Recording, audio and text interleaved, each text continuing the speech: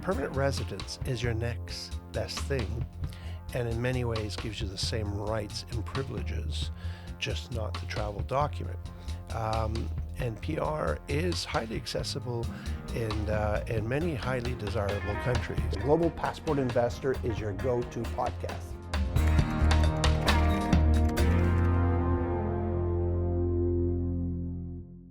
Welcome, everyone, to another episode of the Global Passport Investor. I'm your host, Eric Major, the chairman and CEO of Latitude Group, where our clients expect the world and we deliver it. So I'm here to give you a breaking news update following two important events that's happened literally in the last few days and weeks. Weeks going back to April 29th, when the European Court of Justice ruled in favor of the European Commission and against the government of Malta as it relates to its citizenship-by-investment program. And as we saw with that ruling, the court felt that Malta, in its running and administration of the program, didn't have enough genuine links for these applicants to commit to, as well as maybe too much of a predetermined transactional element to its program. So those two characteristics is what made the judges rule against Malta. Malta assures us that in the coming weeks they will be announcing changes to their laws to accommodate the European Court of Justice ruling. So we're looking forward to seeing where Malta goes from here.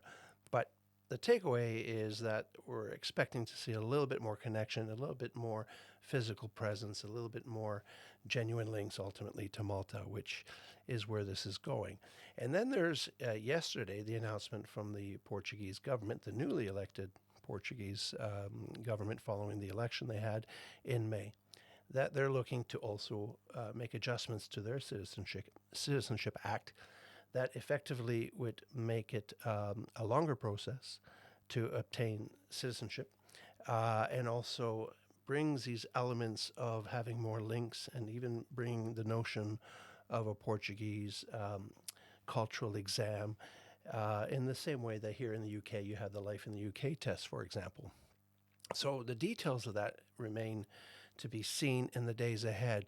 But what is that telling us at Latitude? It's telling us that the world of citizenship by investment, where things used to be transactional and with less physical presence, are maybe over, in fact, likely to be over, although there'll still be policy and pathways for residents to become citizens and naturalize, whether in the good old-fashioned way of spending a lot of time or maybe in some way a little bit more creative, where it's a combination of maybe less time but more connection to the country, be it through special types of investment, through dedicated activities like being on boards, being involved in philanthropic activity in the country. We will see. I'm sure in the case of Malta, we will have something very interesting to share with you shortly, and we'll also report in the days ahead with respect to Portugal's new citizenship law. We also saw just a few weeks earlier this referendum that was in Italy being turned down and not meeting the thresholds for it to be implemented. And in the end, citizens or residents who wish to naturalize in Italy will indeed still have to wait 10 years before they could do so, as opposed to the proposition that was being presented in this referendum, which would have brought it down to 5 years. So there you have it. I mean, I think we could say from this that Europe is not going to make it easy going forward, with these countries either extending the journey or just requiring a lot more touch points. But that's fine. So what's the next best thing? Well, it's really where it all started, certainly in my career, where it was all about permanent residence first, right? You get permanent residence, and then if you commit time and learn the language and spend time and maybe an exam, a nationality exam, would you graduate to citizenship? Certainly the case in my homeland of Canada, but it was permanent residence was the prize. And so I want to remind our viewers, when we talk about these different gradations and streams of visa status, that there is indeed a hierarchy of visa status. There is these temporary visas that may have just rights and privileges in the country that granted you the visa. But then you have temporary visas that also have privileges within a wider group of countries. And I'm thinking of the Schengen area, for example, in Europe, right, where you have Portugal that gives you, for example, a temporary investor visa. And with that temporary investor visa, you can visit and travel within Europe. So that's the next gradation. But make no mistake about it, the best next step for anyone doing this is permanent residence. Get your permanent resident card, what Americans would call a green card, what Canada would call a permanent resident or maple leaf card. And there's a number of countries that offer that pathway. And what we're saying is that that citizenship pathway may be a little bit harder going back to what was more prevalent 20 years ago than what was happening in the last 15, is what we're saying. But let's talk about what are those countries that that offer permanent residence. Well, there's one that just launched literally less than 2 months ago, and that's New Zealand. New Zealand got in the permanent resident golden visa space on April 1st when it announced a new investor visa. They call it the Active Plus. Active Investor Plus, AIP, where one would fill out the application form, submit details around their background as well as their source of funds, and they would then commit to making a 5 million New Zealand dollar investment in a managed fund. And that's equivalent to about 3 million US, but it is an investment, so it's not donation like in other countries.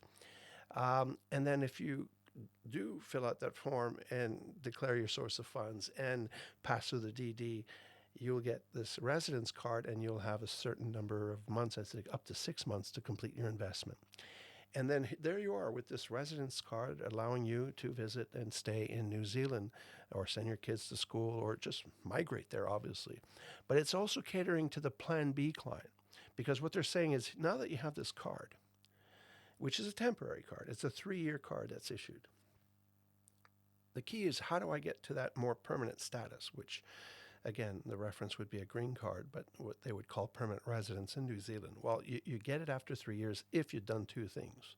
If you've maintained the 5 million New Zealand dollar investment in the managed fund, and if you committed at least 21 days of physical presence to New Zealand. Well, most American clients would say, I could do that. I could do that in one trip. I could do it over maybe 2 or 3 trips. So I like the idea that New Zealand understands that these global citizens and wealthy Americans who have business interests and ties and are just rooted in their home country may have a hard time to pick up their bags and do the Plan A immigration like the traditional sense. May want to achieve that down the road, but they're given basically time to make their way. And they say, well, here's the card. Maintain your investment. Come and see us for 21 days. We'll make you a permanent resident. And the good thing worth pointing out with New Zealand is that when you do graduate to permanent residence, it's permanent residence for life. It doesn't have any ancillary requirements once you obtain permanent residence, like in other countries that still require you to spend a certain amount of days there. So it's a highly prized status. It's not quite citizenship, but guess what? You have access to the social services and the health care and the right to vote. And really the only thing that's missing is that travel document called the passport, which if you're American is a good one anyways. But if you did want to graduate to a full-out citizenship, then you would have to actually spend quite a bit of time there, on average 9 months every year for at least 5 years.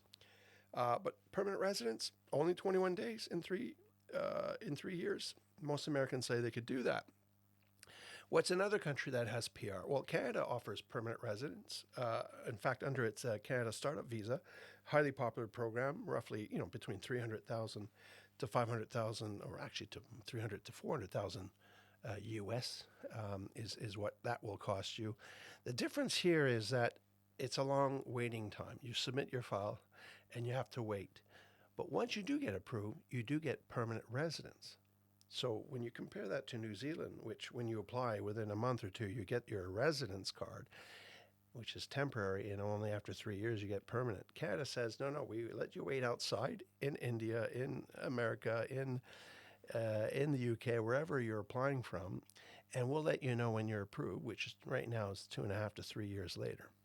But when you're approved, you do get the permanent resident or the Maple Leaf card, as it's called. So, from that perspective, it's roughly the same timeline in terms of the journey to getting the prize, 3 years in both countries. The difference is one gives you the right to be there off the bat with its temporary card, and the other one makes you wait outside. Who else is in this permanent resident program game? Well, in the same part of the world, so to speak, in the same continent, is Panama. Panama has a very successful qualified investor visa program where one would invest 300,000 US dollars in property and fill out a few forms. And there too, typically within 30 or so days, you would get the permanent resident card in Panama. And Panama is a really interesting place. It's sort of South American Miami, really, and it has quite a bit of diversity beyond its city with its canal and its jungle-like settings. It's really, really a pretty country, and so Panama's in this space as well, and it's not too demanding in terms of requirements. In fact, doesn't require any physical presence. You just got to make the investment and show up to get your card ultimately. But citizenship will be a little bit more demanding, like in Canada, like in New Zealand, in terms of committing time there over that 5-year period that's required in Panama as well. What else? Well, bringing it back to Europe, well, no less, we talked about Malta having a citizenship program, which is now on hold, waiting for a reboot. But guess what? They have a permanent resident program. In fact, it's called the MPRP, and as it says on the tin, Malta Permanent Resident Program, MPRP, is highly successful. And also for less than certainly 200,000 euros, let's say 200,000 US, give or take, you can get Malta Permanent Residence, a 5-year permanent resident card. And there too, no physical presence requirement, although when you renew it, you'll be expected to give your biometrics and confirm your address. And that's really what's required under that program. It's both leasing property or purchasing property. If you wind up purchasing property, then the capital outlay may be closer to 4.5 to 500,000 euros because you're buying property. But if you simply chose to lease and complete the requisite donation to the National Development and Social Fund in Malta, as required under that program, then your capital outlays is about 200,000 US. So highly popular because it's permanent residence, but it's permanent residence with Schengen travel access. So it's sort of like a mini passport within Europe, really. I really like that program. It's been very, very popular, certainly in Asia, and in growingly so with Americans as well, because Maltese, they speak English. They got the British rule of law system. It's in the Mediterranean, lovely weather and food and people. So a big fan of Malta. What else? Well, I mean, Portugal, even though it may be changing its citizenship rules, and therefore the pathway from the golden visa to citizenship is likely to become more difficult and time-consuming. They do also provide the right to become a permanent resident under that program. So I suspect that's still going to be a feature going forward, and it may well be what most applicants, including Americans who like Portugal, will want to do. Is just do what's necessary to become a permanent resident, and I suspect they won't make that any more difficult than the current 7 days a year average that the program requires at this moment. So I think, there's still going to be some interesting options, but the takeaway of this podcast that I wanted to share with the audience here is that it's going to get more difficult to get to citizenship. That's almost certain, certainly in these highly sought countries. But permanent residence is your next best thing, and in many ways gives you the same rights and privileges, just not the travel document. And PR is highly accessible in many highly desirable countries that will, yes, take your money and have you make an investment or a donation, but won't be taxing you on a significant physical presence if life doesn't afford you to do and to give that time to the country. And maybe you're thinking down the road you'd like to, but right now you can't. Well, New Zealand will say, we'll allow you to do that with only 21 days over the first 3 years. Canada will make you wait 3 years, but then we'll give it to you. Panama, in fact, is very, very efficient and doesn't have any physical presence requirements. So that's for its permanent residence card. So it's really just an investment in property. And then Malta and as well as Portugal are very efficient with respect to the process. Certainly in Malta more than Portugal, to be fair, but less demanding in terms of physical presence as well. So that's the update today. Obviously, we're going to update you as the citizenship rules in Portugal evolve, and more so as well with Malta, as we're calling it in the industry, 3.0, which is the next iteration of its citizenship program, which will need to accommodate this new European Court of Justice ruling. All right, thank you for listening, and hope to see you again shortly at our next Global Passport Investor podcast. Thank you. For a deep dive into the recommended residency and citizenship programs available, please check out latitudeworld.com for further details.